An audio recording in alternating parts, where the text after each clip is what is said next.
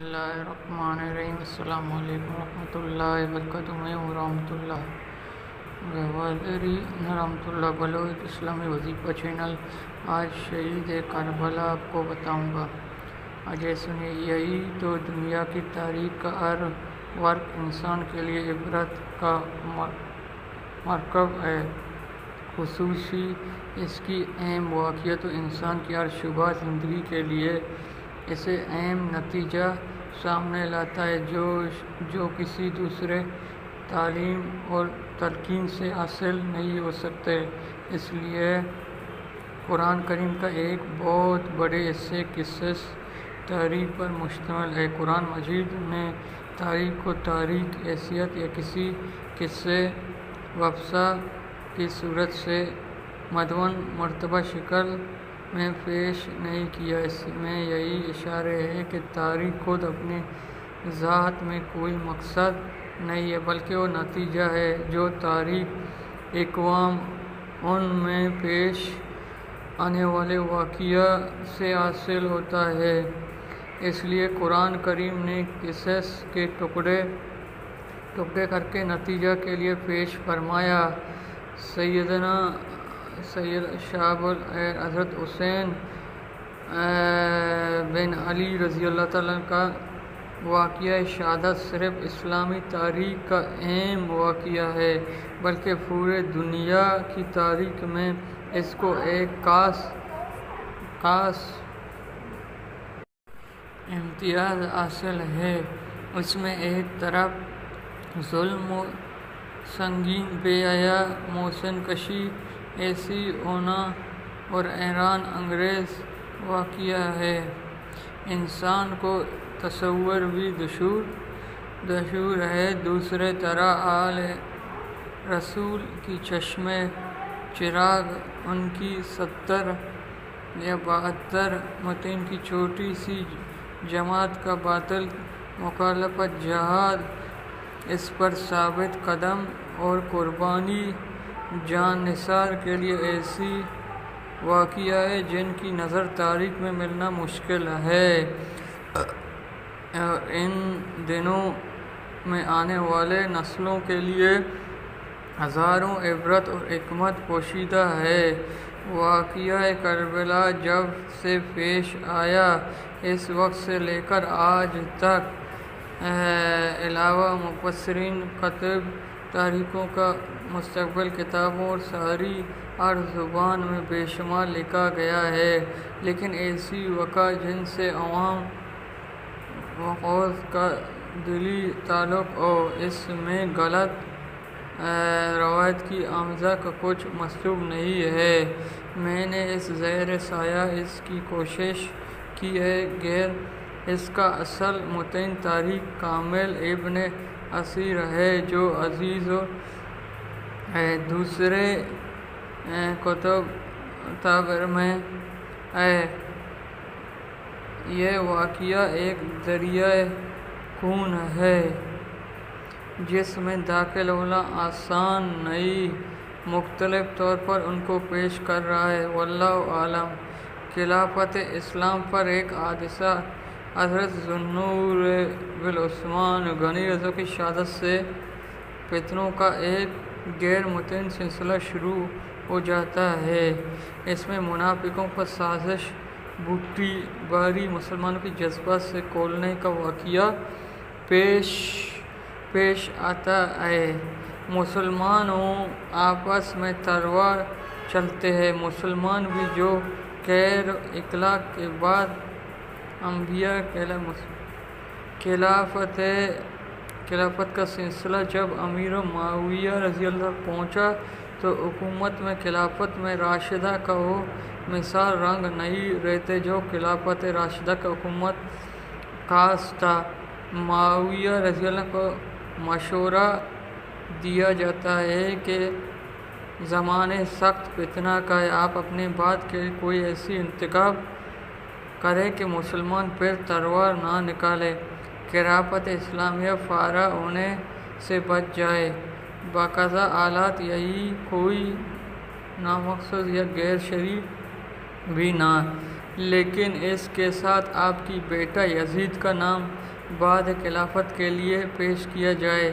کوفہ سے 40 مسلمان بھیجا جاتا ہے۔ معاویہ رضی اللہ تعالیٰ عنہ سے اس کا درخواست کرے کہ آپ کے بعد کے بیٹا یزید سے زیادہ کوئی قابل اور ملکی سیاست کا ماہر نظر نہیں آتا ہے، اس لیے کہ بیعت خلافت لیا جائے۔ حضرت معاویہ کو شروع میں کچھ تعل بھی ہوتے، اپنے مخصوص مشورہ کرتے، ان میں اختلاف ہوتے۔ شہید کربلا کوئی موقع میں رائے دیتے، کوئی مخالف میں یزید کا فساق وجود بھی وقت تک کھلاتا نہیں۔ بآخر بیعت یزید کا کس سے کرا جاتا ہے؟ اسلام پر بیعت یزید کا حادثہ۔ شام عراق میں معلوم نہیں کہ کس لوگوں نے یزید کے لیے بیعت کا چڑھایا اور یہ شعر دیا کہ شام عراق کے کوفہ بصرہ یزید کی بیعت متفق ہوا، اب حجاز کی طرف سے رخ کیا۔ حضرت معاویہ رضی اللہ عنہ کی طرف سے امیر مکہ مدینہ کو اس کا کام کے لیے مامور کیا۔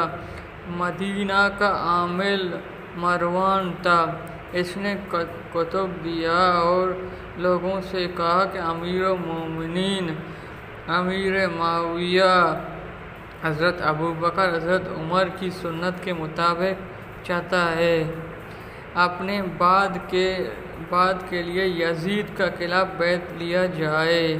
عبد الرحمن بن ابو بکر رضی اللہ عنہ کھڑا ہوا اور کہا کہ یہ غلط ہے، یہ حضرت ابوبکر حضرت عمر کی سنت بلکہ قیصر و کیسر کی سنت ہے۔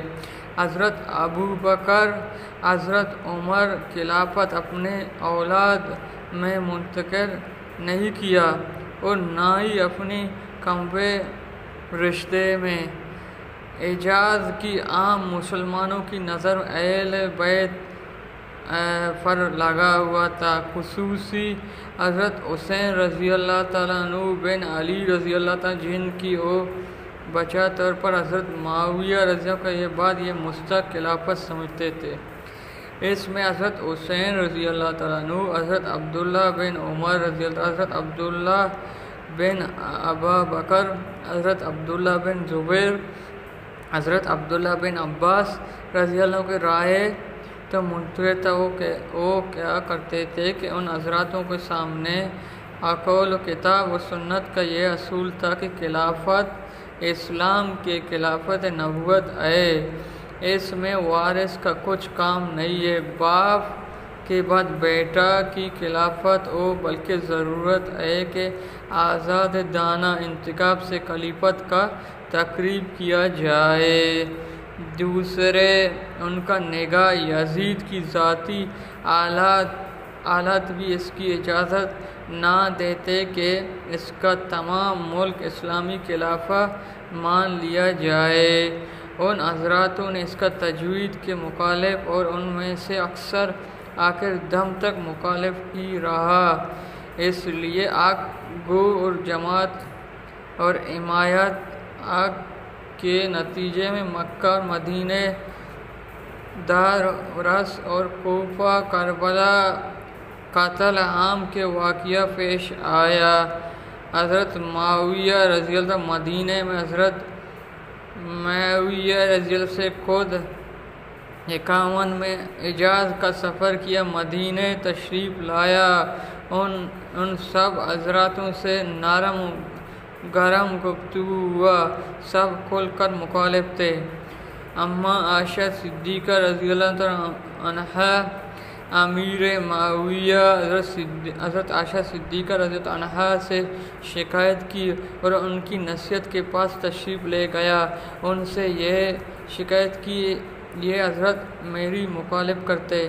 اما امیر المومنین رضی اللہ عنہا ان کی نصیحت کی کہ میں نے سنا ہے کہ آپ ان پر جبر کرتے ہیں اور ان کو قتل کی دھمکی دیتے، آپ کو ہرگز ایسی نہ کرنا چاہیے۔ حضرت معاویہ نے فرمایا یہ غلط ہے، او حضرات میری نزدیک واجب اور احترام ہے، میں ایسی نہیں کر سکتا، لیکن بات یہ ہے کہ شام، عراق، عام اسلامی شہر کے باشندہ یزید بیعت متفق ہو چکا ہے، بیعت خلافت کا مکمل ہو چکا ہے، اب یہ چند حضرات مقرر کر رہا ہے۔ اب آپ یہ بتائیں کہ مسلمان کلمہ ایک شخص پر متفق ہو جاتا ہے اور ایک بیعت مکمل ہو چکا ہے، کیا میں اس بیعت کو مکمل ہونے کے بعد ٹوٹا امیر اماں عائشہ صدیقہ رضی اللہ عنہا نے فرمایا تو آپ کی رائے بننے آپ جانے، لیکن میں یہ کہتا ہوں ان حضرات پر تشدد نہ دے کے احترام ورق کے ساتھ ان سے گفتگو کیجیے۔ حضرت معاویہ رضی اللہ عنہ ان سے وعدہ کیا کہ میں ایسی کروں گا۔ حضرت حسین رضی اللہ تعالیٰ عنہ، حضرت عبداللہ بن زبیر رضی اللہ تعالیٰ عنہ، حضرت معاویہ رضی اللہ عنہ قیام مدینہ کے زمانے میں یہ محسوس کرتے رہا کہ اب مجبور کیا جائے گا، اس لیے اہل و اہلیہ مکہ مکرمہ پہنچ گیا۔ عبداللہ بن عمر رضی اللہ تعالیٰ عنہ، عبداللہ بن ابو بکر رضی اللہ عنہ حج کے لیے مکہ تشریف لے گیا۔ حضرت معاویہ میں مدینے کے بعد حضرت معاویہ رضی اللہ عنہ حج کے لیے مکہ مکرمہ تشریف لایا۔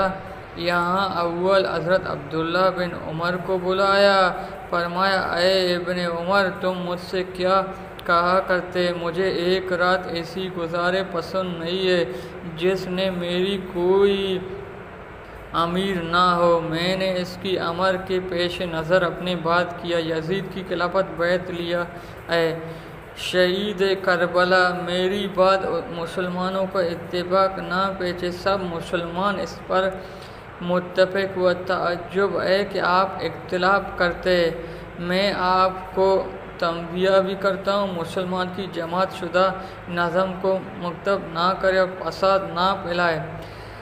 حضرت عبداللہ بن عمر رضی اللہ عنہ حمد و ثنا کے بعد فرمایا آپ سے پہلے بھی خلافت تھا اور ان کے بھی اولاد تھا، آپ کی بیٹا کچھ ان بیٹوں سے بہتر نہیں ہے، مگر انہوں نے اپنی بیٹوں کے لیے وہ رائے قائم نہیں کیا جو آپ اپنے بیٹے کی کر رہے، بلکہ انہوں نے مسلمانوں کی اجتماع مفاد کو سامنے رکھا ہے۔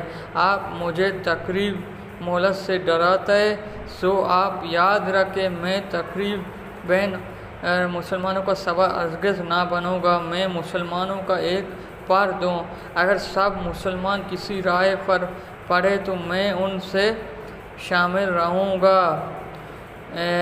اس کے بعد عبدالرحمن بن ابو بکر رضی اللہ عنہ سے اس معاہدے میں گفتگو فرمایا، انہوں نے شدید سے انکار کیا، میں کبھی اس کو قبول نہیں کروں گا کہ پھر عبدالرحمن بن زبیر رضی اللہ عنہ کو بلا کر خطاب کیا کہ انہوں نے بھی ایسی جواب دیا۔ اجتماعی طور پر معاویہ کے صحیح مشورہ۔ اس کے بعد حضرت حسین رضی اللہ تعالیٰ عنہ، بن علی رضی اللہ تعالیٰ عنہ، عبداللہ بن زبیر وغیرہ کو جا کر حضرت معاویہ سے ملنے اور ان سے کہا کہ آپ کے لیے یہ کسی طرح مناسب نہیں ہے، آپ اپنے بیٹے یزید کے لیے بیعت پر اصرار کریں۔ ہم آپ کے لیے سامنے 3 صورت میں رکھتا ہے جو آپ کو پیش کیا سنت ہے۔ نمبر 1، آپ وہ کام کریں جو رسول اکرم صلی اللہ علیہ وسلم نے کیا، اپنے بعد کے لیے کسی کو متعین نہیں فرمایا بلکہ مسلمانوں کی رائے عمل پر چھوڑ دیا۔ یا وہ کام کرے جو حضرت ابو بکر نے کیا، ان کو ایسی شخص کا نام پیش کیا جو نہ ان کی خاندان کا ہے، نہ ان کا کوئی قریبی رشتہ دار ہے، نہ اس کی اہل، پر سب مسلمان متفق ہوا۔ یا وہ صورت اختیار کرے جو حضرت عمر رضی اللہ تعالیٰ عنہ کی اپنے بعد کا معاہدہ 6 آدمیوں پر دائرہ کر دیا۔ اس کو سو کوئی چونتا صورت نہیں سمجھا، نہ قبول کرنے کے لیے تیار، مگر حضرت معاویہ رضی اللہ عنہ اپنے اس رائے پر اصرار کیا۔ ہاں اب تو یزید کی عہد پر بیعت مکمل ہو چکا ہے، اس کے مخالف آپ لوگ جائز نہیں ہے۔ سادہ اہل حجاز کی بیعت پر یزید نے انکار بھی کیا۔ حضرت معاویہ کی زندگی میں یہ تو معاہدہ یہی تک رہا کہ شام عراق کے لیے عام لوگ یزید کی بیعت قبول کر لیا۔ دوسرے حضراتوں نے جب یہ دیکھا کہ یزید پر مسلمانوں کی بڑی تعداد مجمع ہو گیا، بہرحال مجبور انہوں نے بھی مسلمانوں کو تقریب سے بچانے کے لیے اس کی بیعت قبول کر لیا، مگر اہل مدینہ خصوصی حضرت حسین رضی اللہ تعالیٰ عنہ، حضرت عبداللہ بن عمر رضی اللہ تعالیٰ عنہ، حضرت عبداللہ بن زبیر رضی اللہ تعالیٰ عنہ بیعت یزید سے انکار پر ثابت قدم رہا، کسی کی پرواہ کی بغیر حق بات کا اعلان کرتے رہا۔ یزید ہرگز اس قابل نہیں ہے اس کے خلیفہ مسلمان بنا جائے، یہاں تک کہ مسلمان معاویہ رضی اللہ عنہ وفات ہو گیا ہے، یزید بن معاویہ نے ان کی جگہ لے لیا۔ حضرت معاویہ کے وفات پر وصیت۔ وفات سے پہلے معاویہ نے یزید کو کچھ وصیت فرمایا، ان میں یہ بھی تھا کہ میری اندازہ ہے کہ اہل عراق حسین رضی اللہ تعالیٰ عنہ تمہاری مقابلے پر آمادہ کر دیا، اگر ایسی ہوا مقابلے میں تم کامیاب ہو جائے گے تو ان کو درگزر اور ان کی قربت رسول اکرم صلی اللہ علیہ وسلم کا احترام کرنا، اور سب مسلمانوں پر بڑے حق تاریخ کامل۔ یہ آپ لوگ کو اچھا لگا میرا چینل کو سبسکرائب کریں، لائک کریں، شیئر کریں، بیل آئیکن کی بٹن۔ ابھی مجھے اجازت دیجیے، اللہ حافظ۔